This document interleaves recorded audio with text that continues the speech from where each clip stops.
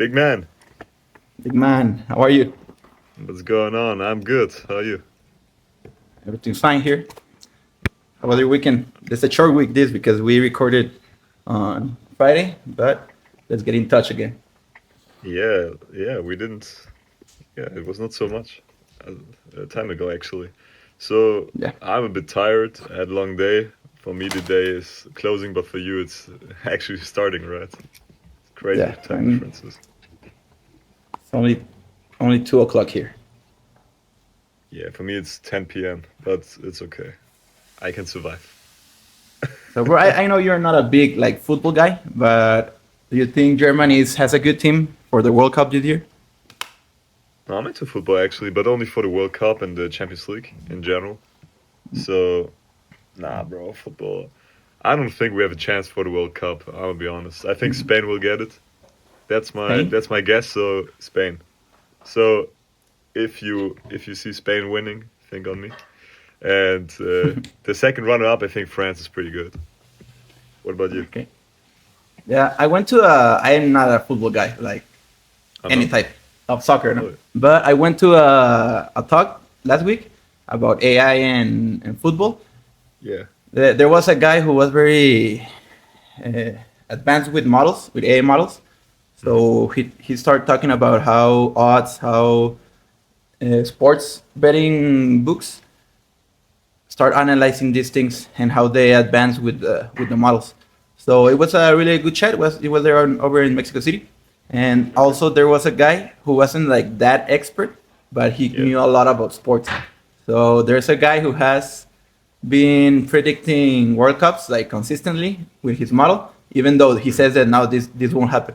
But there's an interesting thing about sports and AI because I think that AI is only analyzes patterns.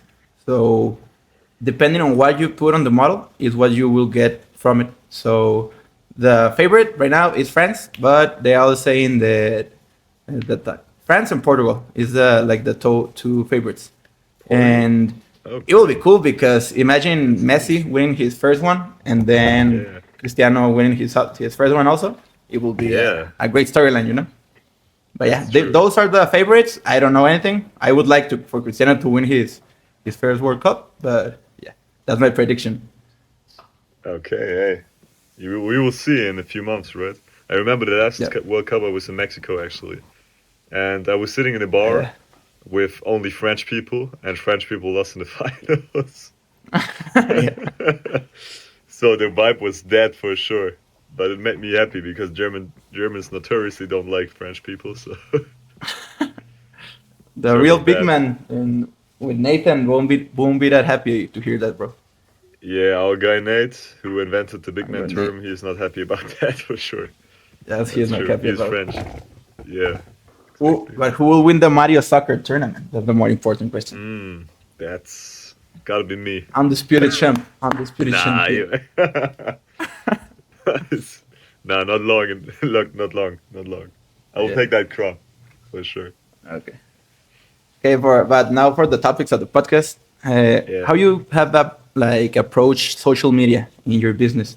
I'm not like a big social media guy. I don't know trends and how to analyze marketing stuff, but it has worked for me in at least like acquiring new clients. But I want to know you that you have like you're based on in-person business and like a common business. How have you Yes. migrated to social media? Oh, that's a good question. So for me, I have a local business in the south of Germany, and as I'm local and I have corporations and clients here, I noticed that my scaling is hitting a ceiling sooner or later. Of course, I don't have the whole local market right now, but obviously, if you have social media, you can expand your business network. You can expand like your reach, of course. So social media was a big part for me. I actually started that a few months ago, like to plan. I talked about that a bit longer, but to plan, I started a few months ago. And what I noticed is, like, I recognize a lot of patterns. Also, maybe because of my job or my life, I don't know. I'm good in that. I see patterns really quickly, and I noticed that that some content is doing better than other content, And this is something which gives me hope for social media in the future, because I know, hey, look, I have certain types of content, also with the Big Man podcast right now, that is working better than others. What I saw in our podcast, for example, social media, when we started, we had like a few videos where we talked about Big Macs and McDonald's, and those episodes and those reels actually made 3 times the views of the other videos. So if we only talk about McDonald's, we would make more views on average. And this is something which I find very interesting in social media. You have number one, the reach factor, and number two, you can really learn from the data pretty quick. So what's your opinion on that? I'm a newbie also, by the way. Like, I'm not that good in that. Yeah, right. I've been posting like gym content and gym like informational or educational content that I wanted to go out there because it's information that I would like for people when I was starting, like Mazo from 10 years ago, to hear it and to absorb it. Yeah. And those videos have like 100 views, 40 likes, 30 likes, in mostly about followers that I know. But I bought some meta glasses, the ones that record the things I used it in the last episode. And I had an idea one day of comparing milks. Here are 2 milks that are advertised for like protein wise, but one has like the protein in like big letters, and it has 54 grams of protein on the label, and the other one it says like 12 grams of protein, but per serving. Like that's the truth. You won't drink a liter of protein of milk from one sip. It's like how you can lie with statistics so you can sell more things, no? So I started comparing things about that, and I have 4 videos comparing food, energy drinks, yogurts, and some dressings, salad dressing or food dressing, and each one of them on average has 25k views and like Oh, wow. 3,000 likes and comments and a lot of saves and everything like that. And I don't Nice. take any time editing or recording those. I turn on the camera, record it, put some subtitles on it, make a little cuts, and upload it. And those are my best performing videos on TikTok. And Oh, that's a good it's topic. weird how the algorithm pushes your content. It's not what you want to do it. It's what things gather like attention. And I've seen a lot Yeah. of people who say that there's like a formula for virality. I don't know if that's real, but for sure, something I have heard and something I had seen like from firsthand is that the way you speak and like the attention-seeking patterns, like sounds or transitions or movements or something like that, those really attract attention. So with attention and retention, because those are different. Attract attention is like the first 3 seconds, and then retention is how much they keep on your video. So a cool story that I could tell you right now, I was in the gym and I always try to help people in the gym who are doing exercise, like really trying to be better, because there are some people that are very ego driven that I don't want to help because they won't hear me and I don't care. Yeah. And I know how, I don't like to stereotypize, but there's a lot of people who are like that, and I can see it Yeah. with my first look. Yeah. But when I see people, mostly here in my house, in our home gym, they have they want to do it on a good way, but they don't know how to do it. So I help them like sporadically, and I tell them, "Oh, I upload videos in this Instagram. You want to follow me? It's okay. If not, cool." No? I might get a sporadic client from there, but I help a guy, and that guy was like hearing me, and when he was talking to me, he was like very well mannered and very well spoken. He make a lot of things with his hands. He was like this and this and this, and opening his eyes and doing like that, and it was like kind of weird for me. And I gave him my Instagram, and you know how Instagram works. If you look for some people, you will look from them. Like it's recommended. So he's a world class speaker, bro. There's a world class speaker here in my gym. I didn't know that, but he's a world class speaker. He has done TED talks, like talks for big companies. He offers an online course, and he is very well mannered with how he speaks. Obviously, he's a professional in that thing. But the interesting stuff over there is that I was recording an ad for my business, the gym business, and I saw he was walking, and I really didn't. I heard about virality, how to talk and do like this, And I stopped him on like, hey, what's up? How you doing? I'm recording a video. Can you do me a favor? I'm trying to get my hook better.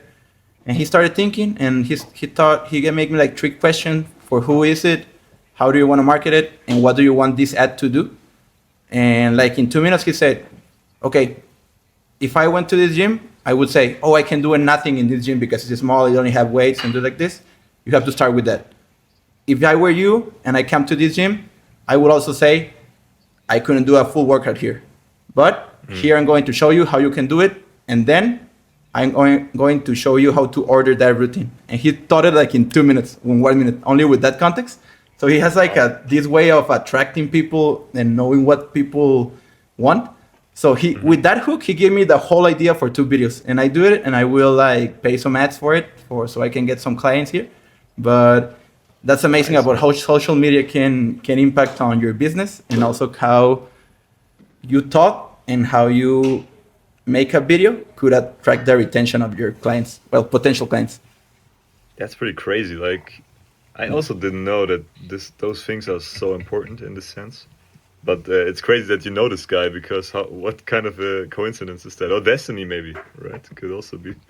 So I'm happy for you that you got this. Did you have his contact, his Instagram? Yes, right? You got it. Yeah, he is Paco Benitez. Paco Benitez is a world-class speaker. And his stats are very cool because you start looking at his video, and that's what I'm talking to you. You start looking at his video, he start moving his hand, sounds, and you start here, and like you don't notice, and you finish that whole 2-minute video looking at what he was saying and looking about it, because he grabbed your attention. He knows how to grab your attention, you know? It's very cool. Yeah, send me his account, man. I will check that out. Yeah, that's pretty cool. For sure. It's in Spanish, but you can take it. Yeah, it's fine. I got it. I got my Spanish on lock. More or less. Yeah. So that's cool. So what are your plans for the social media in general? Like, are you trying to build on this comparison tool, on this, hey, let me check this one vegetable or whatever you do, and or do you want to change in another direction or stay with the same gym topics? Well, I paid a guy to make me like a brand rework or like analysis. And he told me what my pillars, I don't know how to say it in English, pilares of content, Pillars. and what should I do so I can represent the people, what should I do to represent the person I want to be. Like, you want to be an educator, an online coach, a premium online coach, what you should upload to make people think of you like that. So he did that to me. I haven't done a plan. I already had my pillars.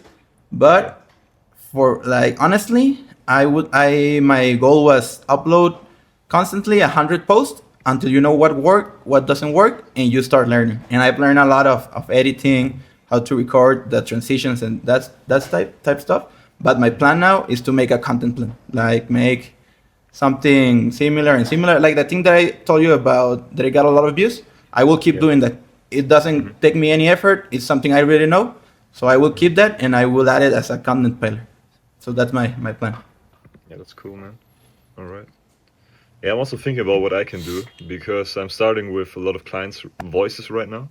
Like a lot of people where I show like client stories and results, basically. But I will not do that only. Like I will try to do some other stuff in the future. First of all, I will try to like get the clients' recessions, get the clients' voices up. 20. I thought about like maybe 20, and then I will start doing a webinar. Then I will start doing other marketing techniques, 5 pillars maybe. So like you, but we can check that out for the future for sure. You paid for a guy, right? Over there, a marketing guy. Yeah, I paid. Not really marketing. It's more like he's doing the processing behind the social media. So when I got the lead, how to convert the lead, because for me it's about the conversion, not about the virality right now. So I'm trying to basically convert the leads that I get. Like there's this saying, it doesn't matter if you have 1 million views and nobody buys from you, or if you have 10 and everybody buys. So the second choice is better. And I'm trying to get this. So my views, it doesn't really matter for me right now, but I want the conversion pretty high. Yeah, for sure. But for sure you need both. Like there's a funnel, right? And in sales there's always a funnel. So you have like a top funnel, Like how many people actually see that stuff mid funnel? How do you convert them? How do they get trust? And then how do they buy the product in the end? So what I'm also There's a thinking on, like, yeah, that's Go okay. ahead. What, yeah, what I'm also thinking on is like doing this funnel method and having the webinars for the mid funnel. So basically, people having a freebie, people having a PDF, having something to work with, like for themselves, and then actually see where their real problems are. And if they're problem aware, I call it like this, like there's consumer stages of buying. If they're problem aware, I will, offer the solution for that. So that's my strategy for that. Yeah, for sure. That's what I want to strive also for, because what you say, I heard a lot of top of the funnel, middle of the funnel, and bottom of the funnel. No? Yeah, right. Yeah, For sure.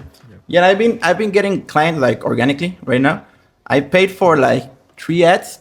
I only Oh wow. think that one of the ads get me a client, but I didn't really spend that much. And I don't think that the first ads were like very well planned.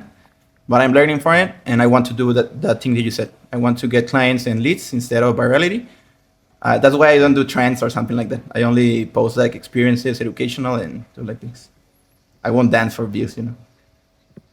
The next time you can dance with a dumbbell or something. Then no, not my type of content. Nah, we're professionals here. We don't do that stuff. All right. Yeah, cool. So, are you planning on some cooperations on your social media actually? Like, do you want other people to be on there, other people to talk with about some topics? Collaboration, yeah, I would like to it. I haven't planned it yet, like new collaborations. I done it at the start of my social media, but I really didn't Okay. have the time right now. I just a friend of mine, a doctor, she had like a partnership with sponsored with a like a granola bar company, and they are reaching out to me also. But I think that's a good way to start, like collaboration with brands, but most of it with people. I would like to have more contact with people who have taught me a lot of things, because something I like to say is that everything you learn it from someone, and then you make connections. But I will be like grateful to at least have a conversation with people who have taught me a lot of things, fitness, AI, nutrition, and that. So that would be a Mhm. cool way to start it. Yeah, that's pretty cool actually. That's a nice saying. I didn't hear that. Everything you know is from somebody. Yeah. That's cool. Yeah, I noticed that also when I started I did a self-development journey the last few years, and I noticed when I started reading really like actively, like every day or every 2 days, I noticed that basically if you read a book, it's just someone's thoughts put on paper, and it's like having a conversation with the guy who's not in the same room with you, which is mind blowing to me. Like imagine talking to like I don't know, Stephen Hawking or Steve Jobs or I don't know, Warren Buffett or whatever, which is completely crazy because and realistically you don't have a chance to talk to a guy like this usually, and just that's why reading is such a superpower, man. I feel like everybody should at least read one book per month. Please correct me on that if you don't think so. But I really think that reading is what differentiates you from a guy like okay, sounds a bit cruel, but what what's the advantage you have of a blind person if you're not reading? Yeah. I So, heard that what's your that's a opinion on quote. this? I already heard that quote. That what's Yeah, the difference between people who can read and you can read but you don't read. But exactly. that's real. Like it's a very well mannered dude to read.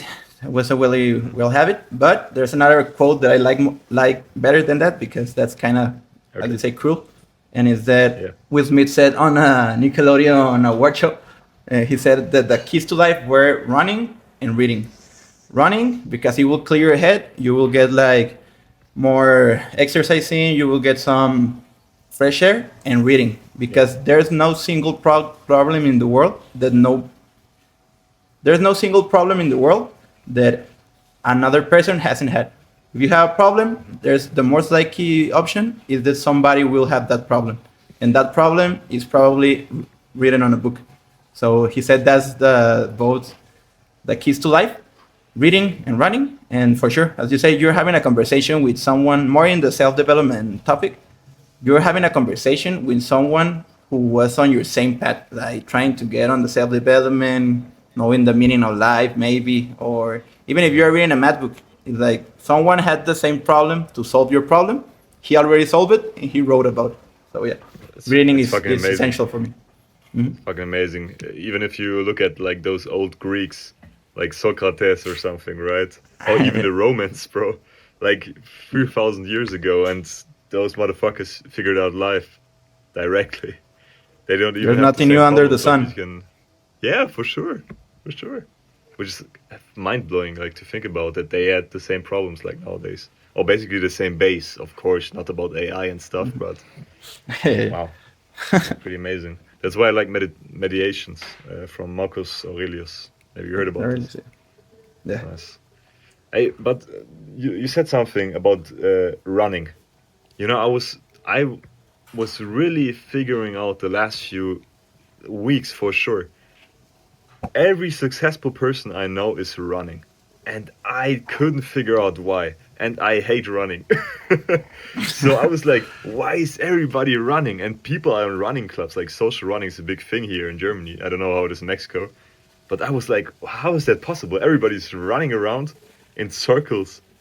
And why, In like, circles. what's going on there? Maybe you can tell me your point of view on this. Yeah, for like I upload a video that every successful person, at least when they are free of time, they make some type of physical exercise. So the feeling that gets you running, the endorphins that you produce, and the feeling of being tired and keeping running is like Hmm. a demo of a challenge that you will face later in life. For example, in my life, sports was always that. I knew if that I keep practices, I would win a game or I will get better on it. So that's my approach to everything in life. It's not that running is the key of it, but physical Hmm. exercise is a In general. component of life. We as humans need it. We need that movement. We need that feeling of using it. But there's something that I love is that I like to call it loser's breath. When you're already tired, you don't you stop breathing like in a different way. You don't start breathing like you start breathing like more from your stomach. Like you are like your throat is tired, and there's like a Hmm. looser breath that wants you to stop running. Like that moment, it wants you to stop running, and it start to get into your head. And sometimes your head gets tired before your body. You could keep going, Hmm. but your head is telling you, no, bro, this is it. It's as long as I can. But if you push on that situation when you feel the loser's breath and just keep Hmm. pushing, you will get better sooner or later. But yeah, for sure, running is a great exercise to do it. Right now is like very like trending, but any type of exercise is cool. Okay. Pretty interesting. I thought about doing that because one of my mentors actually, like, he influenced a lot of people by this. Like, he was running every day, 5K or whatever he's doing, and he's a very successful guy. Makes like millions a year. And a lot of people I talked with, they all said like he influenced them starting to run. And this is something which I don't want to do, but I will do that because I noticed the pattern, like I said before. I noticed the pattern that everybody's running. So maybe when we talk in like few months, I'm a total fan of running. So let's see that. I will try that for sure. Strength exercise, like in the gym, and running. I'll try that. Yeah, yeah, that's David Goggins quote that you only have to force yourself to do hard things, and That's true. the more you force yourself to do hard things, the more hard things will get easier. So that's a great point also to do. If you don't want to do it, it's cool if you try it and it's hard and now you did it. It's not that you have to do it like all your life, but if you like it on the way, I think you don't like it because it's hard, because you have ever done it, and because you don't have the physical condition. But if you get it and now it's easy for you, it maybe it's not that hard anymore, and maybe you like it. Yeah, my girl always tells me this shit. Like we've been doing some crazy exercises for cardio because I really don't like cardio, bro. Like, of course I like basketball. Okay, I used to play basketball in uni and stuff. I like basketball, but other than that, bro, I don't like cardio. So we did rhythmic boxing, which was the most horrible experience of my life. I hated that. We did we did like pedal, which was okay, but I also was like, I wouldn't do that again.